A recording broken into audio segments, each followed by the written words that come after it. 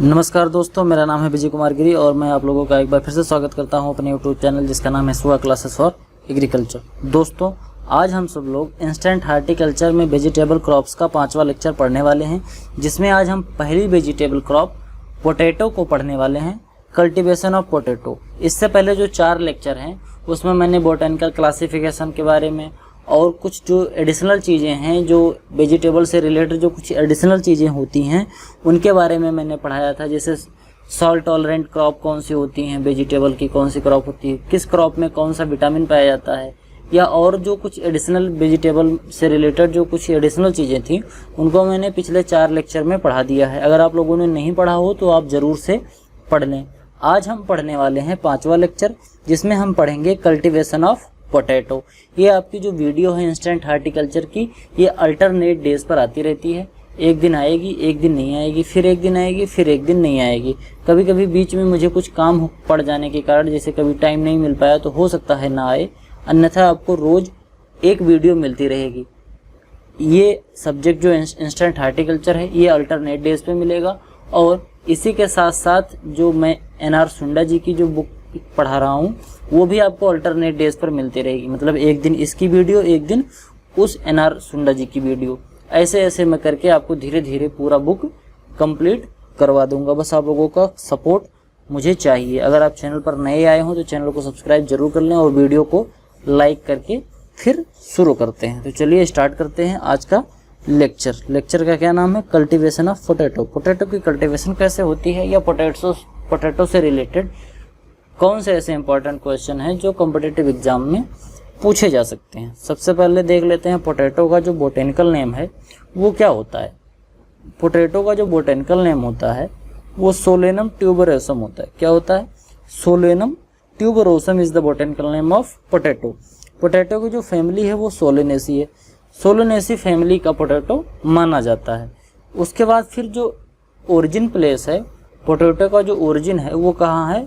South America है। Potato का जो ओरिजिन प्लेस है वो साउथ अमेरिका है। अब अगली बात करते हैं, अगला पॉइंट जो है, 4th major food in the world after rice, wheat and maize. जो पोटैटो की क्रॉप है ये दुनिया में 4थी महत्वपूर्ण क्रॉप मानी जाती है। किसके बाद? राइस, व्हीट और मेज। ये जो तीनों हैं ये 1st, 2nd, 3rd पर आती हैं, और 4th नंबर पर क्या आता है वो है पोटैटो। ये सबसे मेजर फूड क्रॉप मानी जाती है पूरे वर्ल्ड के। मतलब ये जो 4 क्रॉप हैं, राइस, व्हीट, मेज और पोटैटो, ये पूरा विश्व खाता है। पूरा विश्व, पूरी दुनिया में कोई ऐसा देश नहीं है जो इसको खाता ना हो। हाँ, ये हो सकता है जैसे कहीं लोग भरता बना के खाते हैं, कहीं सब्जी बना के खाते हैं, कहीं फ्राई खाते हैं, कहीं कुछ खाते हैं, कहीं फ्रेंच फ्राई बना के खाते हैं, किसी तरीके से सब अलग अलग बना के खाते हैं। कोई चिप्स खाता है। मतलब आलू का कंजम्पशन पूरी दुनिया करती है। ये एनर्जी का सबसे अच्छा स्रोत भी माना जाता है। बहुत एनर्जी होती है। इसका जो ट्यूबर होता है उसको खाने से काफ़ी एनर्जी मिलती है। कार्बोहाइड्रेट का बहुत अच्छा सोर्स होता है। China is the first in area and production of potato in the world. China जो है वो एरिया में और प्रोडक्शन में पूरी दुनिया में 1 है। पोटैटो के प्रोडक्शन में चाइना दुनिया में नंबर 1 है और एरिया में भी नंबर 1 है। फिर अगला है, potato was introduced in India from Europe in early 17th century. 17th century यानी 17वीं शताब्दी की स्टार्टिंग में ये पोटैटो जो है वो इंडिया में आया था। कहाँ से? यूरोप से। जब यूरोप वाले हमारे देश में व्यापार करने के लिए आ रहे थे तब वो अपने साथ आलू लेके आए थे। तो 17वीं शताब्दी में आलू, 17वीं शताब्दी के शुरुआत में आलू भारत में आया था। उसके बाद जो अगला पॉइंट है, it is grown in all state except Kerala. Kerala को छोड़कर ये पूरे भारत में उगाया जाता है। पोटैटो की जो क्रॉप है वो हर स्टेट में, हर रीजन में उगाई जाती है इंडिया के, बस केवल कहाँ छोड़कर? केरला में। केरला में नहीं उगाया जाता है। अगर उगाया भी जाता होगा तो बहुत स्मॉल स्केल पे उगाया जाता है, बहुत ज़्यादा स्केल पर नहीं उगाया जा सकता। मतलब निग्लिजिबल होता है वो, इतना कम उगाया जाता है। Late blight is most devastating disease in potato. Potato की जो सबसे खतरनाक डिजीज़ होती है वो लेट ब्लाइट होती है। लेट ब्लाइट का सिम्टम ये होता है। अब लेट ब्लाइट, अर्ली ब्लाइट या पोटैटो से रिलेटेड जो डिजीज़ हैं ये जब हम क्रॉप आपकी जितनी है 40-50 क्रॉप है, जब इसको हम ख़त्म कर देंगे 2-3 महीने में, उसके बाद डिजीज़ को फिर एक साथ पढ़ाएंगे। एक साथ पढ़ाने से क्या होता है, जैसे मान लो मैंने ब्रिंजल की डिजीज़ पढ़ाई, अब ब्रिंजल की डिजीज और इसके साथ साथ चिली की डिजीज दोनों लगभग सेम होती हैं। जैसे कुकुरबिटेसी कुल की डिजीज मैंने पढ़ाई लौकी का, कद्दू का, तो ये सबकी डिजीज लगभग सेम होती हैं। तो इसी वजह से डिजीज को जब एक साथ पढ़ाएंगे तो आसानी से आप इंटर रिलेट करके आसानी से लर्न कर पाएंगे। इसी वजह से केवल अभी इतना जानिए कि लेट ब्लाइट जो है सबसे डिवास्टेटिंग डिजीज होता है पोटैटो के लिए। अब बाकी लेट ब्लाइट का सिम्टम क्या होता है, इसका मैनेजमेंट क्या होता है, ये सब हम आगे जब वो पढ़ाएंगे तब आप लोगों को जरूर बताएंगे। फिर आगे देखते हैं, self pollinated but propagated bye vegetative means. जो ये पोटैटो की जो आपकी क्रॉप है ये होती तो सेल्फ पॉलिनेटेड है, लेकिन इसको प्रोपोगेट किया जाता है वेजिटेटिव मीन्स से, यानी कि वेजिटेटिव तरीके से इसका प्रोपोगेशन करते हैं। पोटैटो के प्रोपोगेशन में किसका काम लगता है, आलू का, यानी कि ट्यूबर का। जो आलू हम सोइंग करते हैं, सीड जो सोइंग करते हैं, जो आलू हम जमीन में दबाते हैं उसको प्लांटिंग करते हैं, वो क्या होता है, ट्यूबर होता है। तो ट्यूबर के थ्रू हम इसका प्रोपोगेशन करते हैं।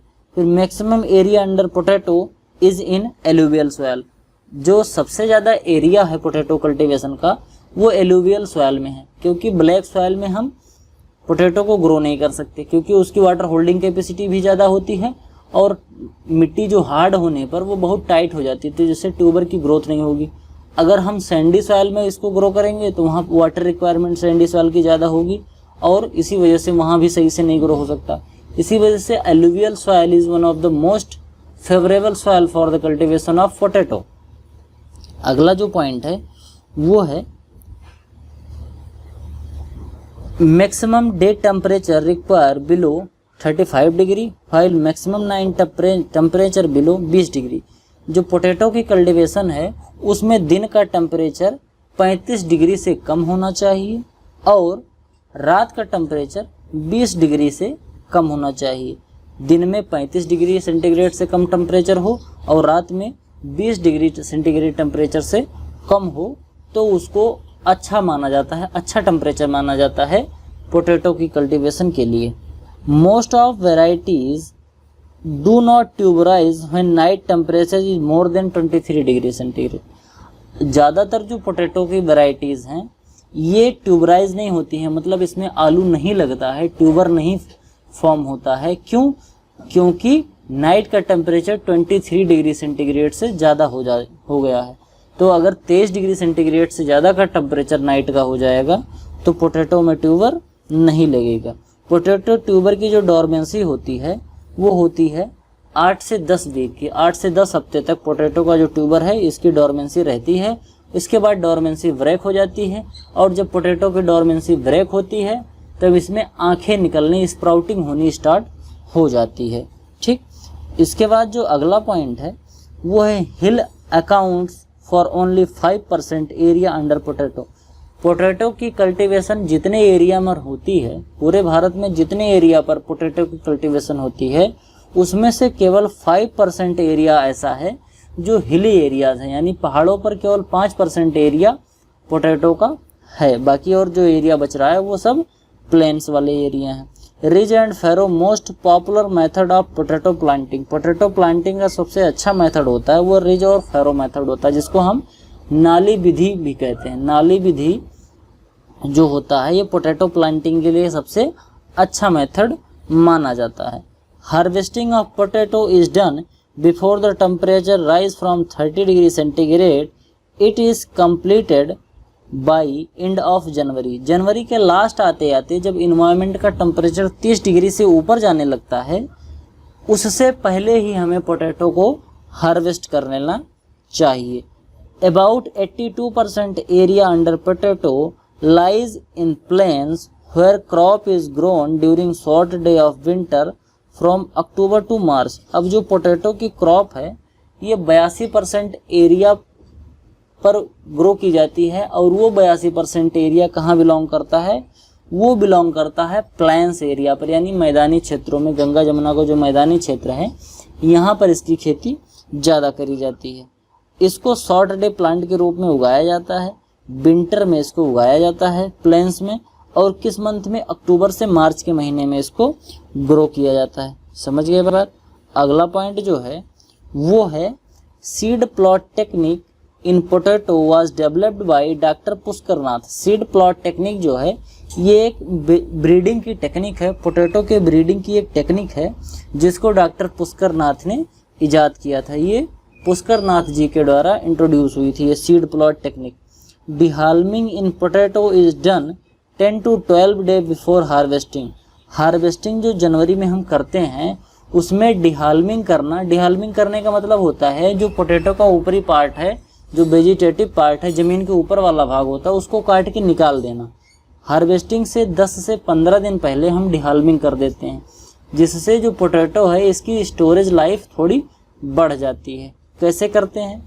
जैसे मान लो कि 10 दिन बाद हमको क्या करना है, हार्वेस्टिंग करनी है। पोटैटो की हार्वेस्टिंग हमको 10 दिन बाद करनी है, तो हम क्या करेंगे, 10 दिन पहले ही हम उसको डिहाल्मिंग कर देंगे। यानी कि ऊपर का जो वेजिटेटिव पोर्शन है, जो खेत में बाहर दिख रहा है ज़मीन के मिट्टी के ऊपर, उसको काट के अलग कर देंगे और आलू अभी अंदर पड़ा रहेगा। फिर 10-12 दिन बाद फिर क्या करेंगे, आलू को भी निकाल देंगे। तो इसी प्रोसेस को बोलते हैं डिहाल्मिंग।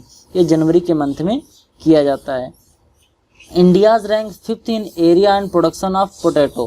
पोटैटो को प्रोडक्शन में और एरिया में, पोटैटो के एरिया और प्रोडक्शन में भारत का कैसा स्थान है, 5वां स्थान है। उसके बाद tuber are treated with 1% thiourea plus 1 ppm gibberellic acid for 1 hour to break dormancy. जैसा कि अभी मैंने बताया कि जो पोटैटो ट्यूबर की डॉर्मेंसी होती है वो 8 to 10 वीक तक होती है। अब अगर इसकी डॉर्मेंसी हमको जल्दी से ब्रेक करनी हो, मान लो 2-3 वीक के बाद ही अगर ब्रेक करनी हो पोटैटो की डॉर्मेंसी, तो डॉर्मेंसी को ब्रेक करने के लिए 1% thiourea plus 1 ppm gibberellic acid को मिक्स करके इसी का सॉल्यूशन बना लेंगे और इसी सॉल्यूशन में पोटैटो को हम 1 घंटे तक अगर डिप करके रखेंगे तो इससे जो पोटैटो है इसकी डॉर्मेंसी ब्रेक हो जाएगी और इसमें स्प्राउटिंग शुरू हो जाएगी। 40 to 45 gram true potato seed is enough to plant 1 hectare crop. अगर हम प्लांटिंग जो करते हैं पोटैटो की, ये ज़्यादातर ट्यूबर से करते हैं, लेकिन ब्रीडिंग पर्पज के लिए, नई वैरायटी डेवलप करने के लिए, हाइब्रिडाइजेशन करने के लिए, इन सब चीज़ों के लिए पोटैटो की सीड की ज़रूरत पड़ती है। जो रिसर्च स्टेशंस होते हैं वहाँ पर पोटैटो का सीड होता है जो चिली के सीड जैसा ही लगभग होता है, बस छोटा होता है। चिली के सीड से, मिर्च के सीड से छोटा होता है, होता लगभग वैसे है, क्योंकि ये भी सोलोनेसी है, वो भी सोलोनेसी का है, तो सीड लगभग सेम जैसा होता है। लेकिन हाँ, मतलब सेम जैसा नहीं, मतलब सेम होता है, नहीं तो आप सेम समझ लीजिए, सेम वाली जो सब्जी होती है, तो ये सेम होता है। तो इसी सीड से भी हम इसको ग्रो कर सकते हैं। तो इसको ग्रो करने के लिए अगर 40 से 45 ग्राम केवल सीड मिल जाए, समझ रहे हो कितना कम सीड, 40 से 45 ग्राम अगर सीड मिल जाए तो उसी से हम 1 हेक्टेयर क्रॉप की प्लांटिंग कर सकते हैं। It is important crop for higher population areas of Asia because it produce more dry matter of food. ये जो क्रॉप है वो बहुत ज़्यादा इम्पॉर्टेंट है ऐसे एरिया में जहाँ पर पॉपुलेशन बहुत ज़्यादा है, क्योंकि बहुत ज़्यादा पॉपुलेशन होगी तो सबकी फूड रिक्वायरमेंट भी बहुत ज़्यादा होगी, एनर्जी रिक्वायरमेंट भी ज़्यादा होगी। इसी वजह से पोटैटो को ग्रो किया जाता है, क्योंकि ये उन डिमांड को फुलफिल कर लेता है। इसमें ड्राई मैटर ज़्यादा होता है, मतलब कम एरिया में हम ज़्यादा से ज़्यादा ड्राई मैटर हम ग्रो कर सकते हैं, जिससे अपने जो पॉपुलेशन है उसका पालन पोषण आसानी से कर पाएँ। Late blight of potato occurs every year in the hill but in plains only occasionally. जो लेट ब्लाइट ऑफ पोटैटो है ये हिल एरिया में हरदम होता है।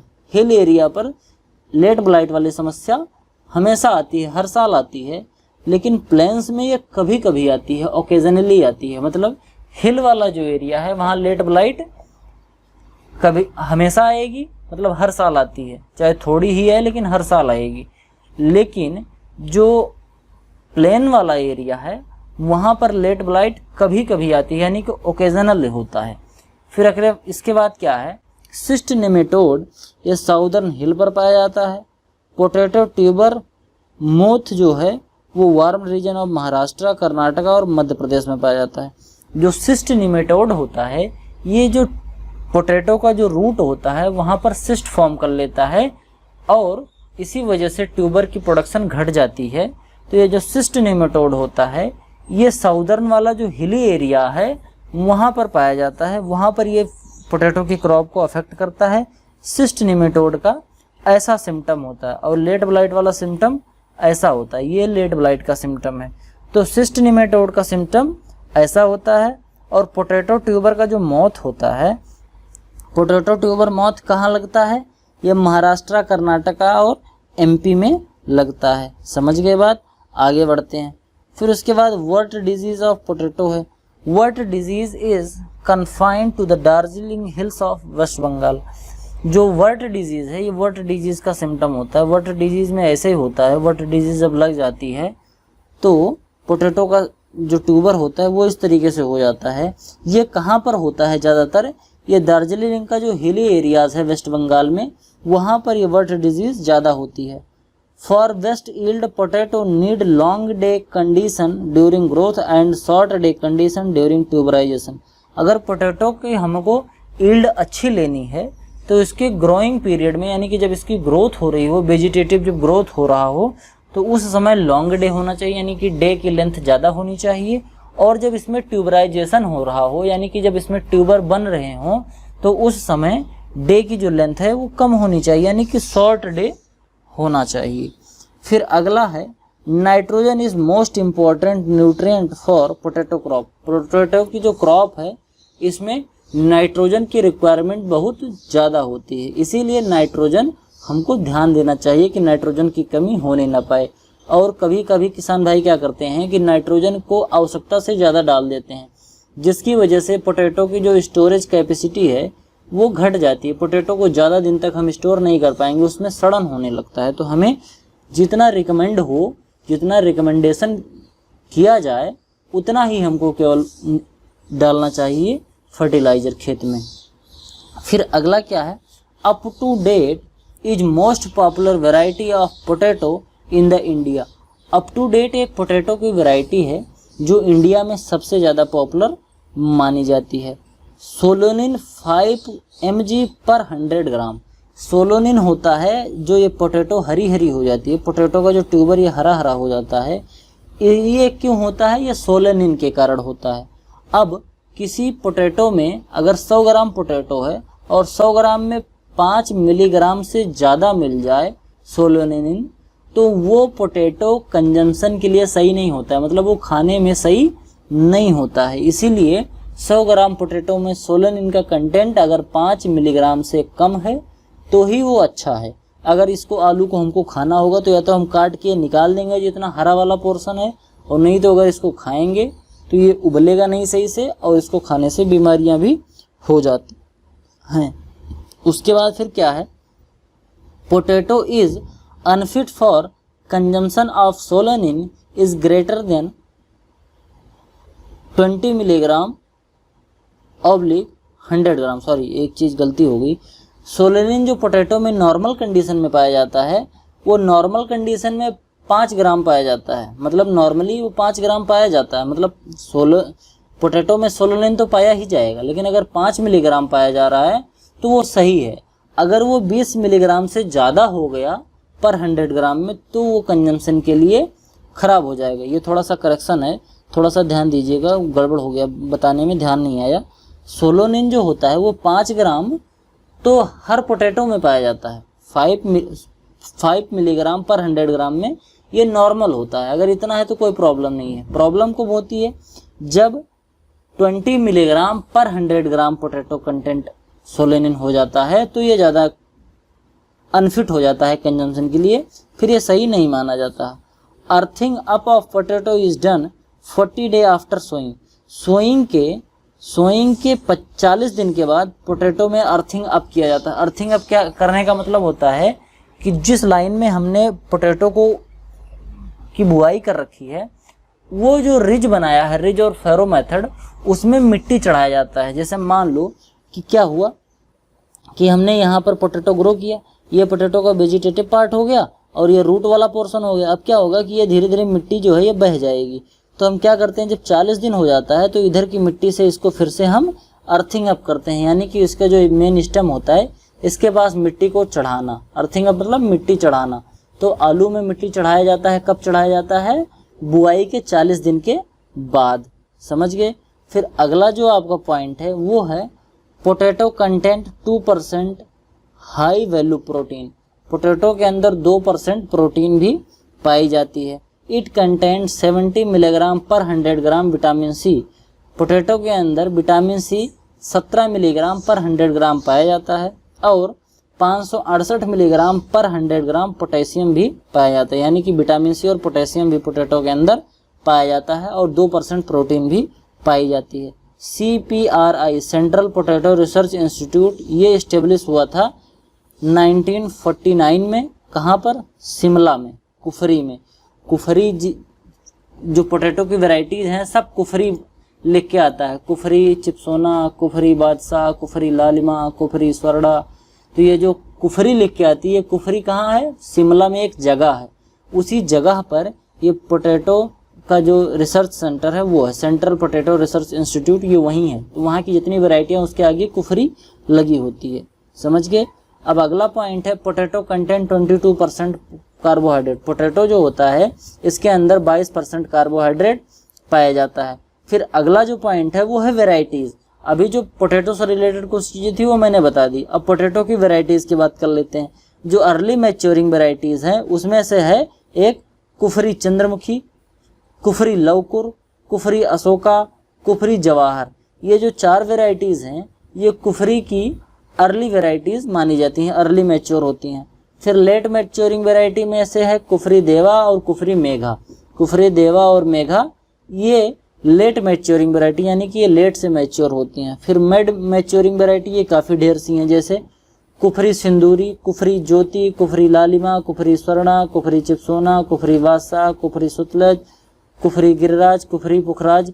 ये सब क्या है, ये मिड मैच्योरिंग वेराइटीज़ हैं, यानी कि ये मध्य समय में पक जाती हैं, ना तो बहुत ज़्यादा लेट ना बहुत ज़्यादा जल्दी।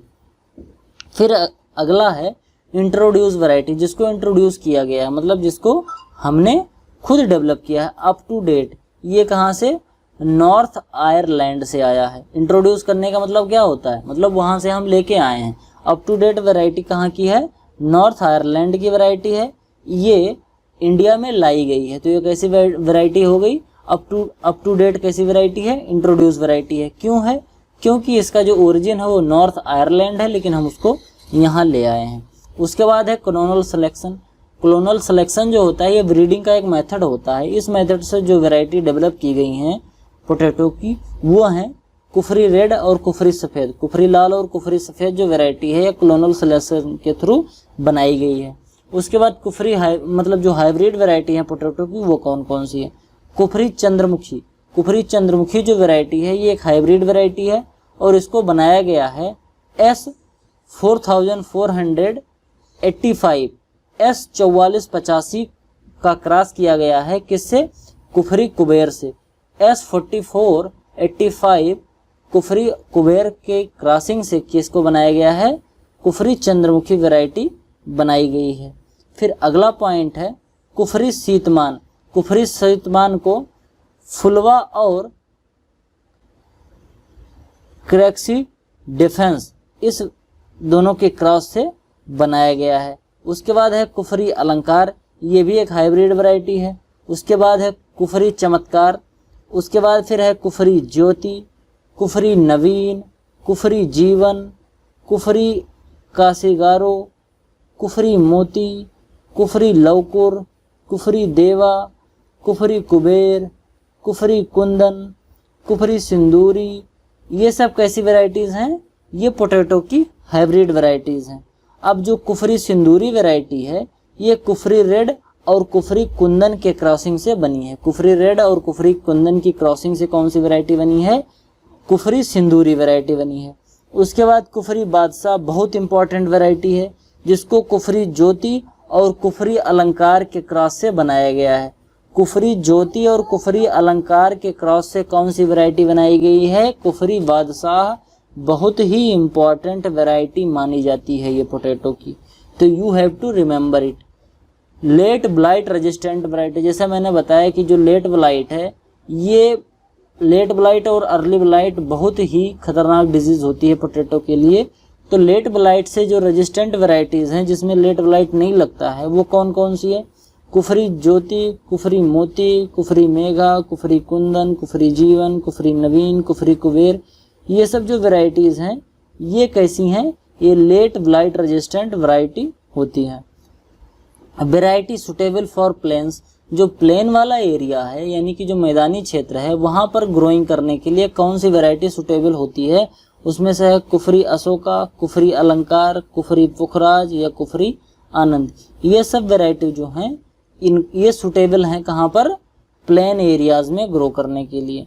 फिर जो अगला है कुफरी तेनामलाई, ये कुफरी तेनामलाई जो है ये सिस्ट न्यूमेटोड और लेट ब्लाइट से रेजिस्टेंट वैरायटी होती है। अब जो कुछ इंपॉर्टेंट वैरायटी हैं स्पेसिफिक करेक्टर के लिए उनके बारे में हम डिस्कशन करेंगे, जिसमें से कुफरी तेनामलाई जो है वो सिस्ट न्यूमेटोड और लेट ब्लाइट से रेजिस्टेंट होती है, यानी कि ये दोनों वैरायटी में नहीं लगता है, मतलब इस वैरायटी में ये दोनों डिजीज नहीं लगती है। फिर कुफरी कुबेर जो है वो रेजिस्टेंट है ब्लैक स्कार्फ, ये ब्लैक स्कार्फ वाला सिम्टम है।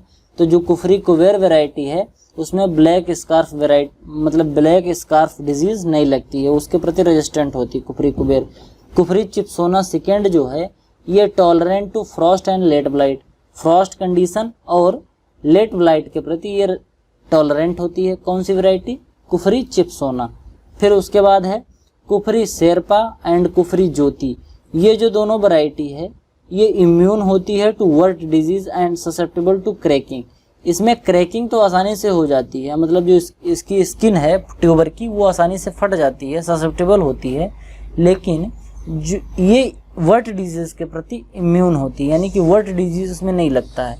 कौन सी वैरायटी है? कुफरी सेप्रा और कुफरी ज्योति। कुफरी सेप्रा और कुफरी ज्योति ऐसी वैरायटीज हैं जिनमें वर्ट डिजीज नहीं लगता है, यानी कि वर्ट डिजीज के प्रति ये इम्यून होती हैं, जबकि ट्यूबर की क्रैकिंग के प्रति ससेप्टेबल होती हैं, यानी कि ट्यूबर की क्रैकिंग इसमें आसानी से हो जाती है।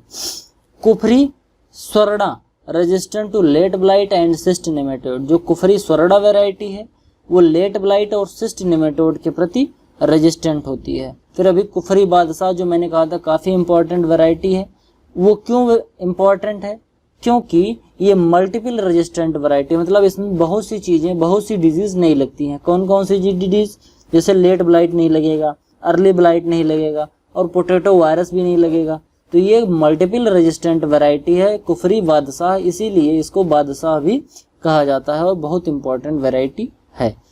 Kufri Chipsona first and second, ये प्रोसेसिंग पर्पज के लिए चिप्स बनाने के लिए काफ़ी अच्छी होती हैं।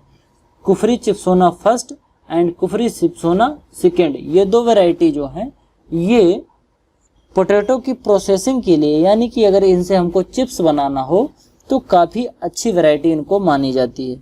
फिर अगला है कुफरी पुखराज एंड कुफरी सिंदूरी, ये जो दो वैरायटी हैं ये अर्ली ब्लाइट के प्रति रेजिस्टेंट हैं, यानी कि इन दोनों वैरायटीज़ में अर्ली ब्लाइट आसानी से नहीं लगता है। फिर उसके बाद जो अगला पॉइंट है वो है कुफरी सीतमान। कुफरी सीतमान जो पोटैटो की वैरायटी है ये फ्रॉस्ट के प्रति रेजिस्टेंट है, इसमें फ्रॉस्ट वाली अगर कंडीशन है तो उसके प्रति रेजिस्टेंट है, यानी फ्रॉस्ट वाली कंडीशन में भी इस कुफरी सीतमान वाली वैरायटी को आसानी से ग्रो हम कर सकते हैं। Best temperature during planning of potato is 20 to 30 degree centigrade. सबसे अच्छा टेम्परेचर होता है पोटैटो की प्लांटिंग के लिए 20 से 30 डिग्री सेंटीग्रेड। अगर एनवायरनमेंट का टेम्परेचर 20 से 30 डिग्री सेंटीग्रेड के आसपास है तो it is the best temperature for the planting of potato. समझ गए? तो आज के लिए केवल इतना ही। आपकी ये जो पोटैटो की क्रॉप थी ये ख़त्म हुई। अगर आपको ये वीडियो पसंद आया हो तो वीडियो को लाइक करें। बीच में हमसे थोड़ी सी एक गलती हो गई थी सोलर के लिए, सोलोनिन में, उसके लिए माफ़ी चाहता हूँ, कभी कभी हो जाता है थोड़ा सा। मिलते हैं किसी अन्य वीडियो में। वीडियो अच्छी लगी हो तो लाइक करें, चैनल पर नए हो तो चैनल सब्सक्राइब करें। धन्यवाद।